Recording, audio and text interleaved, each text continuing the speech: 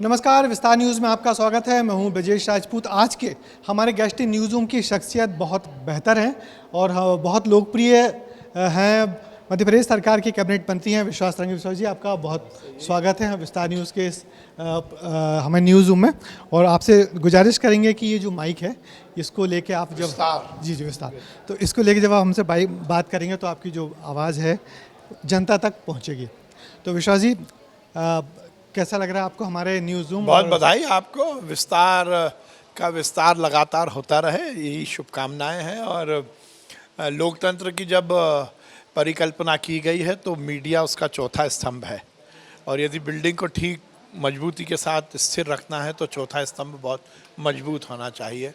तो मेरा विश्वास है कि विस्तार उस लोकतंत्र की में जो मीडिया के जो मापदंड है उस पर पूरी तरह खरा उतरता हुआ मजबूती के साथ जनता तक न्यूज़ भी पहुंचाएगा, सरकार को जगाएगा भी और जनता को सही संदेश भी देगा। जब मीडिया आलोचना करता है सरकार की या आप जनप्रतिनिधियों की, तो उसको किस रूप में लेते हैं आप? नहीं, देखिए, यदि हम उसको आलोचना मान लेंगे तो निश्चित रूप से खराब लगेगा, पर यदि हम उसको सुधार की प्रक्रिया मानेंगे तो हम उसको सकारात्मक रूप में ले सकते हैं। मुझे लगता है कि हमें उसको सकारात्मक रूप में ही लेना चाहिए।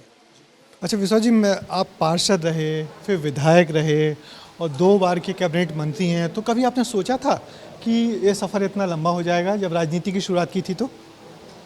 देखिए, मैं ब्रजेश जी, ये तो मैं नहीं सोच सकता हूँ कि मुझे याद नहीं कि जब मैंने शुरुआत की थी तो मेरे लक्ष्य क्या थे। पर क्योंकि मैं एक राजनीतिक परिदृश्य के परिवार का सदस्य हूँ, मेरे पिताजी बहुत बड़े नेता थे। कैलाश सारंग साहब जनसंघ के फाउंडर थे, जनता पार्टी और उसके बाद भारतीय जनता पार्टी को प्रदेश में और देश में बढ़ाने में उनका बड़ा योगदान था। तो क्योंकि मैं राजनीतिक पृष्ठभूमि के परिवार से आता था तो राजनीति मैंने बहुत जब से मुझे होश आया जब से ही देखी थी। पर यह बात सही है कि मेरे पिताजी की सीख यही थी कि राजनीति को हम प्रोफेशन ना माने और राजनीति को हम एक मिशन के रूप में लें और जनता की सेवा के लक्ष्य के साथ राजनीति करें। अच्छा, मगर क्या आपके पिताजी ने तो आपको इंजीनियर बनाने के लिए इंजीनियरिंग करने भेजा था, सिविल इंजीनियरिंग आपने की भी है, तो उस वक्त सोचा था कि पॉलिटिक्स में होगा? नहीं, निश्चित रूप से देखिए, मैं तो बचपन से ही राष्ट्रीय स्वयंसेवक संघ का स्वयंसेवक था। और उसके बाद विद्यार्थी, जब मैं स्कूल में था तो विद्यार्थी परिषद से मैंने छात्र राजनीति की शुरुआत की। और मुझे, ब्रजेश भाई, विद्यार्थी परिषद में कभी जुगाड़ से पद नहीं मिलते। और मैं इतना सौभाग्यशाली था कि मैं 9th में ही मुझे नगर का कोषाध्यक्ष बनाया था। तो मैं तो उस समय से राजनीतिक क्षेत्र में काम करता था। मैंने जैसा कहा कि उस समय कोई जुगाड़ नहीं थी, बिना जुगाड़ के 9th में ही मुझे नगर कोषाध्यक्ष बनाया था विद्यार्थी परिषद में। उस समय अर्जुन सिंह साहब प्रदेश के मुख्यमंत्री थे और उन्होंने पीएमटी में इंग्लिश कंपलसरी की थी। और उसको लेकर हमने एक बड़ा आंदोलन विद्यार्थी परिषद के बैनर से किया था। एक बार हम मुख्यमंत्री निवास में पहुंचे तो मुझे याद है उस समय एक सीएसपी हुआ करते थे, मंगल सिंह। उन्होंने हमें बंद करके मुख्यमंत्री निवास में ही मारा था। बंद करके हम लोग पूरे टाइम घूमते रहे, पुलिस वाले हमें मारते रहे। मुझे याद है उस समय Mahesh Joshi ji medical education minister थे और हम बहुत युवा थे, बहुत छोटे बच्चे ही थे 9th में। तो मुझे याद है हमने महेश जोशी जी करबला के आगे वाले बंगले में, जिसमें आजकल आरटीओ चलता है, वहाँ पर उनका बंगला था, तो हमने उनके ड्राइंग रूम में जाकर उनका पुतला जलाया था। तो उस समय से राजनीतिक क्षेत्र में काम करते थे, छात्र राजनीति में काम किया। फिर मैं इंजीनियरिंग करने गया, तो पर इंजीनियरिंग कॉलेज में भी मैंने पॉलिटिक्स बोलिए या उस समय हमारे यहाँ हमारे 4 स्टूडेंट की मृत्यु हो गई थी नदी में डूबकर। तो उस समय मैंने करीब 1.5 हफ्ते तक कॉलेज बंद किया। और गोंदिया, जहाँ से मैंने इंजीनियरिंग की, पहली बार गोंदिया के इतिहास में हमने 2 दिन गोंदिया बंद करवाया था। तो उस समय राजनीति की। फिर मैं लौट के आया। पिताजी नहीं चाहते थे कि राजनीति में आऊँ मैं। जब मैं आया तो मुझे पार्षद का टिकट मिल गया 1993 में, पर पिताजी ने वो टिकट वापस करवा दिया। उन्होंने कहा नहीं, अभी हाल ये आया है इंजीनियरिंग करके, अभी दूसरे कार्यकर्ता का अधिकार है, ये बहुत जल्दी होगी। और उन्होंने मेरा टिकट वापस करवाया। फिर उसके अगले 5 साल बाद मैं पार्षद बना, युवा मोर्चे का जिले का अध्यक्ष बना। मेरे पिताजी बड़े नेता थे, उसके बाद भी उन्होंने यही कहा कि ज़मीन पर रहकर ही राजनीति करना है। अच्छा विश्वास जी, हमारा स्टूडियो है, देखिए कब बड़ी कोशिश की हम लोगों ने कि मध्य प्रदेश की जनता को एक ऐसा न्यूज़ चैनल दिया जाए जो हाईटेक हो, जो बहुत बेहतर हो, अच्छी खबरें हों, अच्छा स्टूडियो, अच्छे संसाधन और साथ साथ अच्छे लोग भी हों। ये जो आप जानते हैं, आप तो स्टूडियो में आते रहते हैं, तो जैसे हम लोग यहाँ बैठ के न्यूज़ पढ़ते हैं, तो ये हम लोगों के सामने होता है, ये सॉफ्टवेयर होता है। इस सॉफ्टवेयर में खबरें आती रहती हैं और इस सॉफ्टवेयर में हम लोग जो खबरें होती हैं उनको पढ़ते रहते हैं सामने, और सामने वो टेलीप्रॉम्प्टर होता है जिसको हम लोग, आप बैठना चाहेंगे? तो देखिए, विश्वास सारंग मध्य प्रदेश सरकार के कैबिनेट मंत्री न्यूज़ पढ़ने जा रहे हैं विस्तार न्यूज़ से। विश्वास जी, क्या कहेंगे, कैसा लग रहा है इस हॉट सीट पर बैठ के? मैंने कहा ना कि ये दफ्तर लोकतंत्र की उस अवधारणा को मजबूत करने का दफ्तर है जो जनता को न्याय भी दिलाती है और सरकार को दिशा भी देती है। तो इस दफ्तर में काम करने वाला हर व्यक्ति एक मिशन के रूप में काम कर रहा है।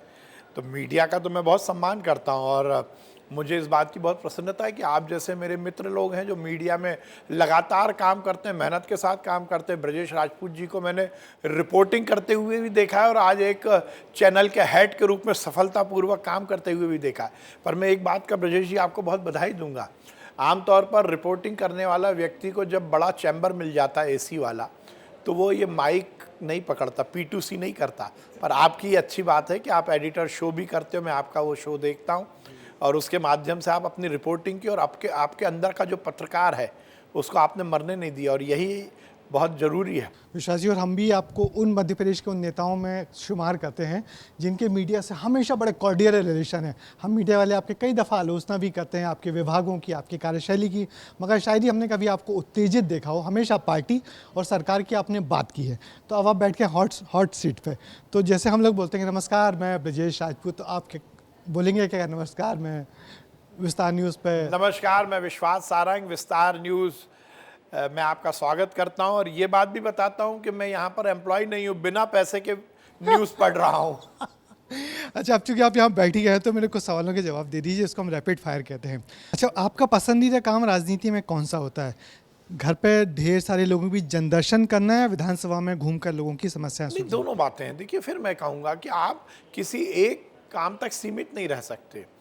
ये बात सही है कि आप जनता की सेवा के लिए राजनीतिक क्षेत्र में काम करने आए, सार्वजनिक क्षेत्र में काम करने आए। जैसा मैंने कहा, मेरे पिताजी बहुत सीनियर लीडर थे। वो मेरे पर केवल पिताजी नहीं थे, वो मेरे नेता थे, वो मेरे गाइड थे, वो मेरे फिलोसोफर थे, वो मेरे राजनीति की रपटीली राहों में हाथ पकड़कर चलने वाले वो मार्गदर्शक थे जिन्होंने राजनीति मुझे सिखाई। और उन्होंने इस बात को बहुत ताकत के साथ मेरे जहन में उतारा है कि मैं राजनीति बाय डिफ़ॉल्ट नहीं कर रहा, बाय चॉइस कर रहा हूँ। और इसलिए राजनीति मेरे लिए बर्डन नहीं है, राजनीति मेरे लिए लाइबिलिटी नहीं है, नहीं, वो मेरा एसेट है, क्योंकि उसके माध्यम से मैं अपने जीवन को ठीक करने की कोशिश कर रहा हूँ। और मैं यहाँ पर कह रहा हूँ तो आई मीन इट। ये हो सकता है आपको और दर्शकों को लगे कि एक चैनल पर बोल रहा हूँ तो मुझे आदर्श की बातें करनी, मैं आदर्श की बात नहीं कर रहा। इसीलिए आपके चैनल में आधा घंटे लेट में इसीलिए आया हूँ क्योंकि मुझे जनदर्शन करना था और वहाँ पर 100, 200, 400 लोग जो थे, मैं एक एक की समस्या हल करके आया हूँ। आप कभी, मैं आपको निमंत्रण दूंगा, आप मेरे जनदर्शन कार्यक्रम में आइए, रोज सुबह मैं करता हूँ और साइंटिफिकली पूरी तरह से IT बेस्ड हर एक व्यक्ति का रजिस्ट्रेशन करके अब यदि एक इंजीनियर नेता होगा तो ऐसा दिखेगा। कुछ और सवाल आपसे कर लेते हैं। अच्छा लगा कि आपने हमारे यहाँ आए, देखा कि न्यूज़ कैसे पढ़ी जाती है। टेलीप्रॉम्प्टर्स होते हैं, इन पे न्यूज़ हम लोग सामने आती है, उसको पढ़ते रहते हैं। तो ये जो पॉलिटिक्स है, तो कभी कभी पॉलिटिक्स में जो कुछ ऐसे अप्रिय प्रसंग हो जाते हैं तो उनसे कैसी नाराज़गी, कभी कभी लगता नहीं है कि आप कि कुछ ज़्यादा ही? देखिए, ज़रूर लगता है। मुझे इस देश में ब्रजेश जी, ये बात सही है कि 70-75 साल की आज़ादी में राजनेता को लेकर बहुत सारे कन्फ्यूजन्स हैं।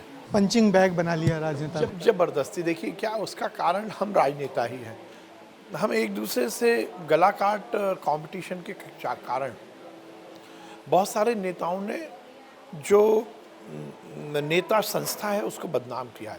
आप याद करिए, आज़ादी के पहले जब सुभाष चंद्र बोस जी इस देश की आज़ादी की लड़ाई का नेतृत्व कर रहे थे तो उन्हें नेताजी कहा गया था, एक सम्मानजनक सूचक था। आज कोई मेरे को नेताजी कहता है तो लगता है कि मेरा मजाक उड़ाया जा रहा है। तो ये समाज कहाँ पहुँच गया? नेता इतना खराब नहीं है जितना बताया जा रहा है। मैं फिर निवेदन कर रहा हूँ, मैंने कहा ना, मेरे पिताजी ने कहा रात में 3 बजे भी ब्रजेश जी मेरे पास कोई फ़ोन आता है तो मेरे पिताजी की सीख है कि वो गला साफ करके ही हेलो बोलना है, क्योंकि उसको ये कहीं गिल्टी ना हो जाए कि उसने 3 बजे फ़ोन किया है। और मैं यथा आप कभी मेरे को रात में 4 बजे फ़ोन करिए, 3 बजे फ़ोन करिए, मैं फ़ोन उठाऊँगा और यथासंभव मदद करूँगा।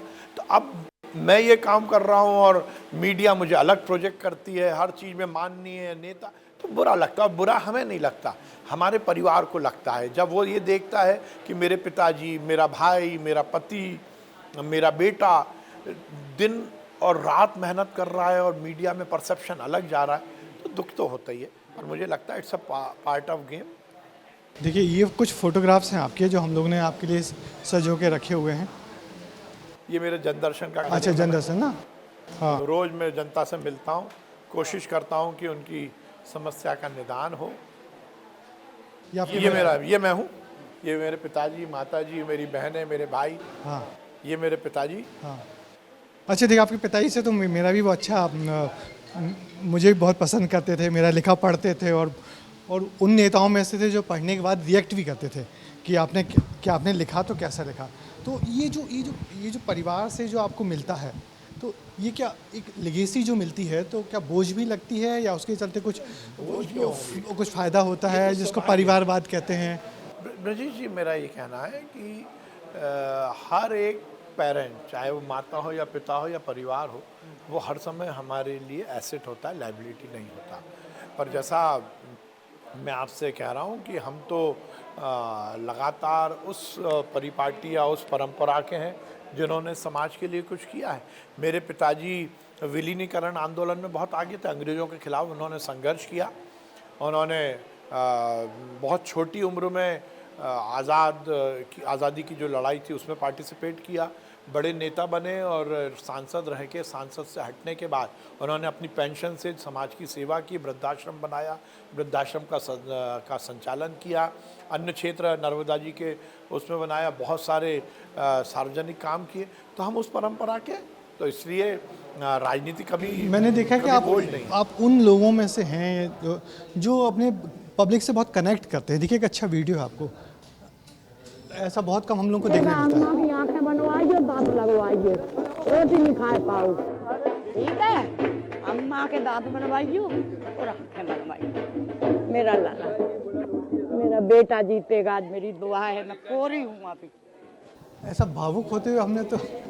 ये मेरे क्षेत्र की एक बहन है और चुनाव के वक्त समय मैंने, पहले आपको याद होगा, मैंने कुछ डाइटिंग की थी तो मेरा वजन कम हुआ था। हाँ। तो इनको ये लगा कि मैं चुनाव के तनाव में पतला हो गया हूँ, तो ये मुझसे ये बोल रहे हैं, इसका ऑडियो सही है कि बेटा तू परेशान क्यों है, तू तो चुनाव जीतने वाला है और मैं तेरे लिए रोज़ उपवास रखती हूँ, रोज़ पूजा करती हूँ। तो मैं भावुक हो गया। मुझे लगा जो महिला से मेरा कोई खून का रिश्ता नहीं है, कोई ऐसा रिश्ता नहीं है, वो यदि मेरे लिए इतना सोच रही है तो ये मेरे लिए भावुक होने का क्षण था। ये मेरे क्षेत्र की वो माँ है जो मुझे बहुत प्यार करती है। मुझे 1-1.25 लाख बहनें राखी बांधती हैं। अरे, उसी पर से याद आया मुझे।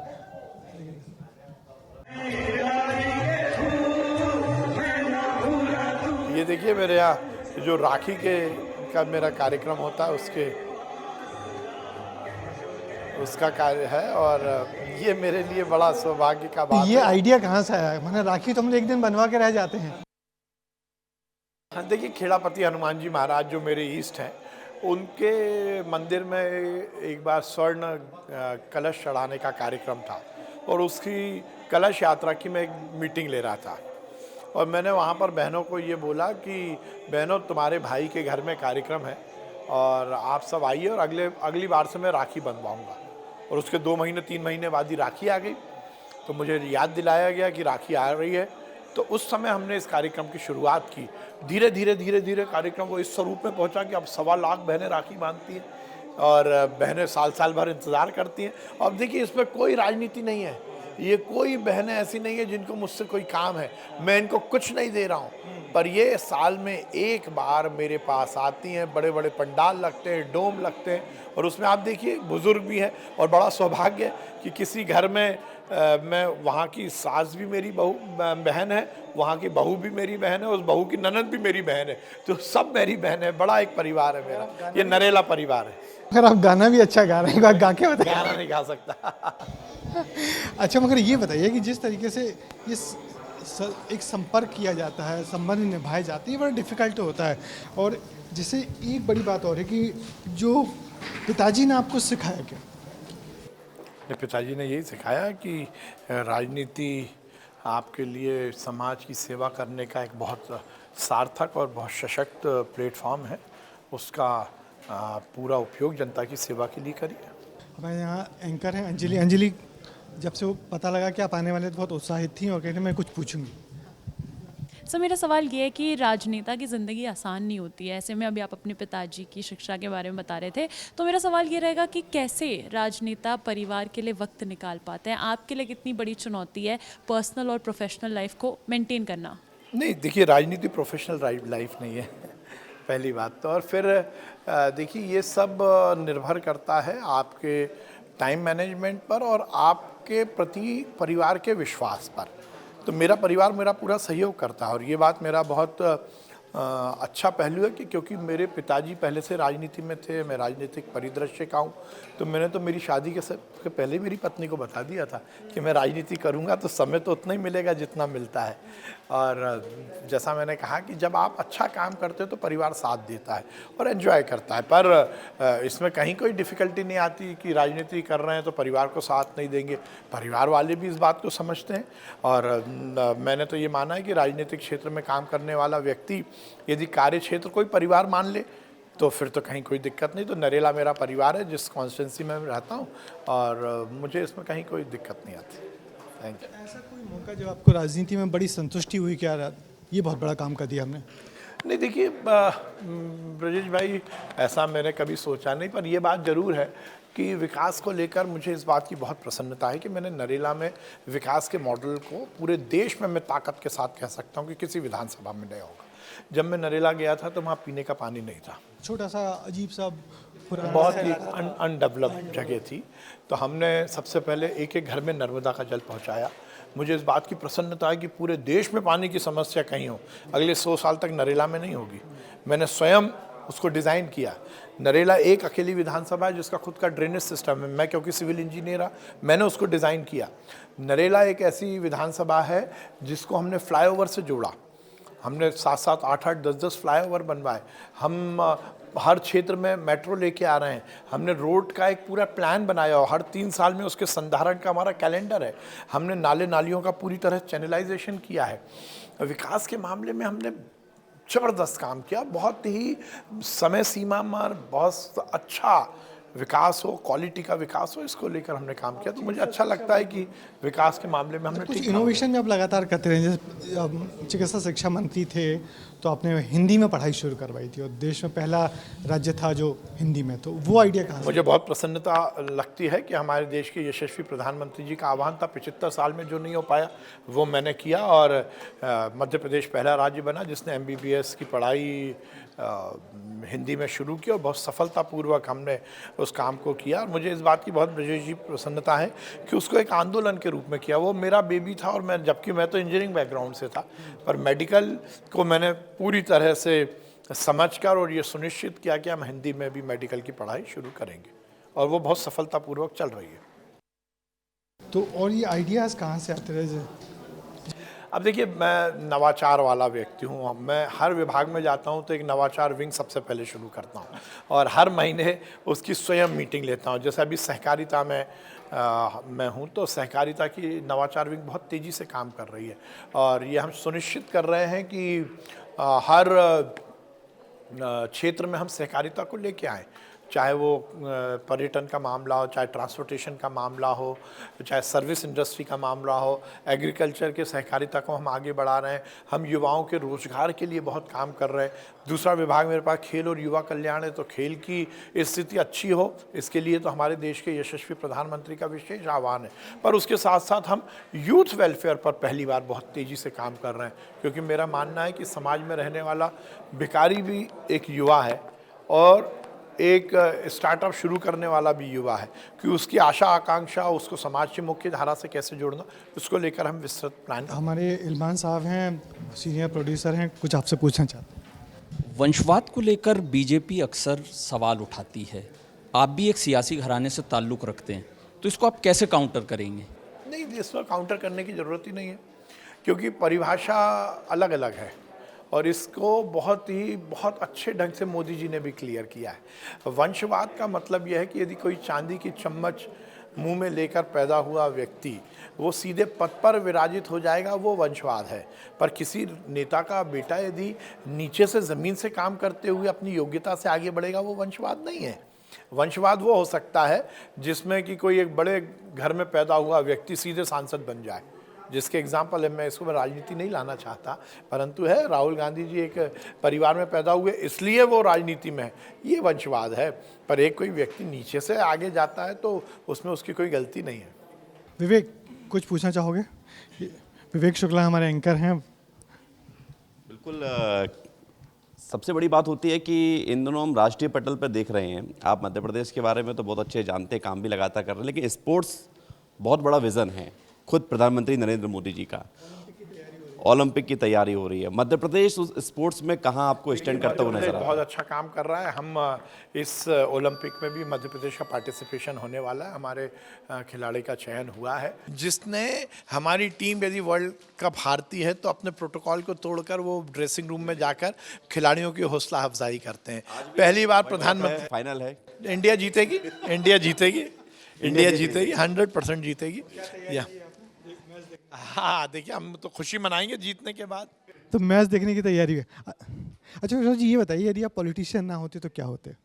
नहीं, ये तो बड़ा ही वैसा चुनाव मैंने कभी सोचा नहीं। हाँ, फिर भी मैंने कौन सा प्रोफेशन आपको अच्छा लगता है?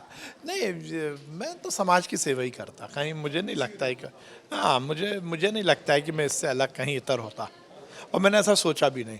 बच्चों को क्या बनाना है? जैसे आपकी बेटी है, बेटा है, हमने दोनों को देखा है, दोनों बड़े। अब देखिए, दोनों लोग, मैं यही चाहूँगा कि देखिए ब्रजेश भाई, आप मेरे ऑफिस में आए हो, मैंने अपनी पंच लाइन ज़िंदगी की जो है वो यही है कि प्रभु आपकी कृपा से सब काम हो रहा है, करते हो तुम कन्हैया, मेरा नाम हो रहा है। मेरा ये मानना है कि इट इज़ ऑलरेडी प्रिस्क्राइब्ड कि किसको क्या करना। मैं बहुत भगवान को मानने वाला व्यक्ति हूँ। आप उन कुछ नेताओं में ऐसे जो बहुत धार्मिक हैं। मैं तो धर्म भगवान के बगैर मेरी ज़िंदगी नहीं है। सुबह से लेकर रात तक और रात से लेकर सुबह तक मेरी ज़िंदगी में भगवान, मेरे माता पिता, मेरा परिवार और मेरा भगवान, तो सबका अपना अपनी डेस्टिनी लिखी हुई है। पर मैं ये ज़रूर चाहूँगा कि जो जहाँ रहे समाज के लिए कुछ करे। देखिए ब्रजेश भाई, फिर मैं कहूँगा कि ये दर्शन की बात नहीं है, ये आदर्श की बात नहीं है। भगवान ने हमें भेजा इसलिए कि हम कुछ ना कुछ कर सकें। राजनीति एक अच्छा प्लेटफॉर्म है जिसके माध्यम से हम समाज की सेवा करें। पर बाकी भी बहुत सारी चीज़ें हैं। दोनों बच्चे पढ़ने में अच्छे हैं तो वो पढ़ाई अपनी कर ही रहे, और मैं चाहूँगा कि वो समाज की सेवा करें, अपने दादाजी की जो परंपराएं हैं समाज की सेवा करने की, उसको आगे बढ़ाएं। चलिए विशाल जी, आपने हमारे साथ बहुत वक्त दिया। जाते जाते एक चीज़ और बता दीजिए कि आप हम ऐसे न्यूज़ चैनल से या मीडिया से क्या अपेक्षाएं करते हैं? नहीं, मेरी अपेक्षा यही है, जैसा मैंने कहा, कि एक सार्थक न्यूज़ हो, एक सकारात्मक न्यूज़ हो। कभी कभी गला काट कंपटीशन के चक्कर में आप लोग जो टीआरपी पर काम करते हैं, मुझे लगता है टीआरपी वो मापदंड नहीं है जिससे आप अपनी वरीयता को या अपनी सफलता को आगे पीछे कर पाएँ। मुझे लगता है कि सही न्यूज़, और वो न्यूज़ जो दिशा दिखाए, वो न्यूज़ नहीं जो दशा खराब करे, कभी कभी ऐसा हो जाता है कि हम दशा खराब करने की न्यूज़ दिखा देते हैं, हम व्यवस्था पर प्रश्न चिन्ह लगाएं, परंतु व्यवस्था बिगड़ी है, उसके चैलेंजेस जो हैं उसको ठीक करने का भी प्रयास करें। हम बिना बात के किसी पर भी इल्ज़ाम न लगाएं, ये मेरी ऐसी अपेक्षा है। और मुझे लगता है आप जैसा सार्थक पत्रकार जब इस चैनल को हेड कर रहा है तो ये इस मापदंडों को पूरा करेगा। मेरी शुभकामनाएं। चलिए, बहुत शुक्रिया। विश्वास सारंग जी थे जिन्होंने हमारे साथ लंबा वक्त बिताया, सारे सवालों के जवाब दिए, और अगली बार हम फिर मुलाकात करेंगे किसी नई शख्सियत के साथ। ब्रजेश राजपूत, विस्तार न्यूज़।